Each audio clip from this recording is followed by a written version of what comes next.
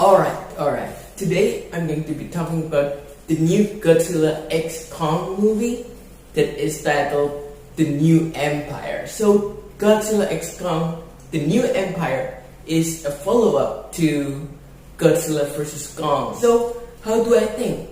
After I watched it, what do I like and what did I hate about this film? Well, first off, let's start with the plot summary.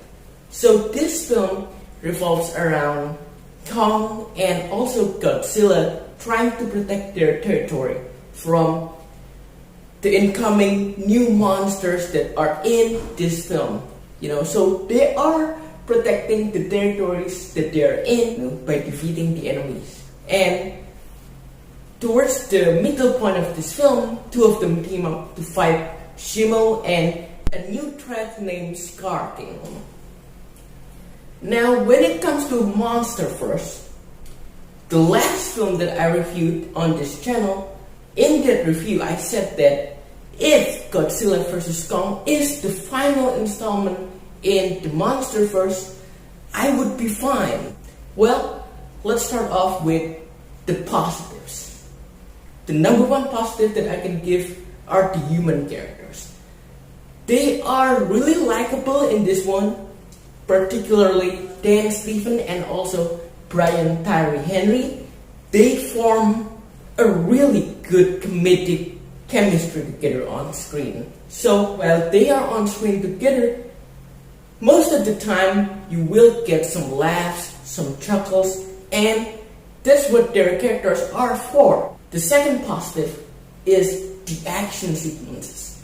There are plenty of action sequences in here, and even though they're all CGI, you can still enjoy these action sequences if you set your mind right. Yes, maybe some of the CGI shots look a little bit wonky, but if you can look past that and you just see the entertainment, the two titans fighting on screen, and if you enjoy that, well, this movie is for you. Now, moving on to the negative side. This time around, there is a lot of negatives in this film. The number one negative is Kong. This film is titled Godzilla X Kong, but the main focus here is really on Kong's character. And I appreciate that, but that causes some unbalanced chemistry between Godzilla and Kong because of Godzilla getting sidelined, So if you see the composition of these two titans, Kong is really the main focus, the main character of this story this time around, while Godzilla is most of the time pushed back to the background. Even sometimes when I watch this film, I think to myself, wait, where is Godzilla in this film? Because he is largely absent. He's just doing some side mission while King Kong doing the whole main story by himself. And Godzilla's screen time in here is also shortened by another subplot, and that is the adopted son of King Kong. Yes, that is sort of what happens in this film.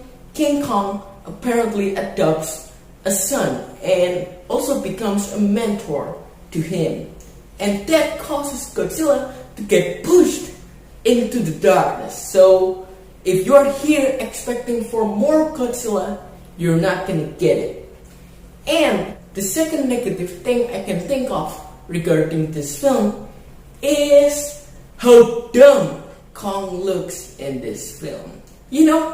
When the monster first started, way back in the beginning in the Skull Island era, you really feel the presence of Kong.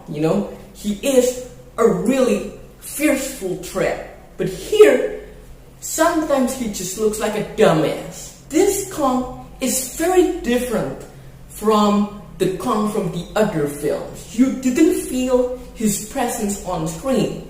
You see Kong, but you never feel that he is a really terrifying monster. That is the biggest mistake of his character, because if you keep that tone consistent with his character, it would have been fine. The movie would have been much, much better. But whose idea was it to make Kong look like a dumbass in this film? So yes, my biggest problem is with Kong and with the Godzilla. And my third problem here is with the CGI. Yes, most of them look fine, but there are some shots that really needed some polishing to make them look better. But the main technical issue here is the lack of amazing shots. By that I mean the uniqueness of the cinematography. Well, if you see all of the Monsterverse films before this, at least you get to see that, okay, this shot is beautiful, this shot is something else. But in here, the shots, the sequences are really filmed generically, and I think that was a really negative point that this film has. So, if you want to get into this film expecting action, some comedy, you're gonna get it. Especially with Don Stephen and Brian Tyree Henry's characters' comedic chemistry in this film, it really hits the mark. They do make you laugh. But if you're expecting some Godzilla action, you're not gonna get much of that. As I said before, the main focus is on Kong. And now, the main question. In the last Monsterverse film that I reviewed, I said that if Godzilla vs. Kong was the end, it would have been fine. But they did this film, they make this new film, and I think this time around it's worse than Godzilla vs. Kong. And I heard because of this film's success, they are ready to make more. I'm kind of mixed on it, because if you want to stop here, stop here. At least you got a really good entertainment. But don't make more of these movies just to make money. You have to be creative with the story, with the cinematography, because if you look at the story elements in this film, there really isn't that much. The previous films really focused on the story, but I think this film, this time around, they focus on the action too much. Yes, they provide some entertainment in the action, but that's not enough. So, to wrap this review up, I will give Godzilla x Kong a 5.5 out of 10. This is a huge downgrade from the predecessors. 5.5 out of 10. If you are here expecting action, expecting fun, you're gonna get it. But don't expect a lot of story elements, don't expect a lot of character development. Throw that in trash.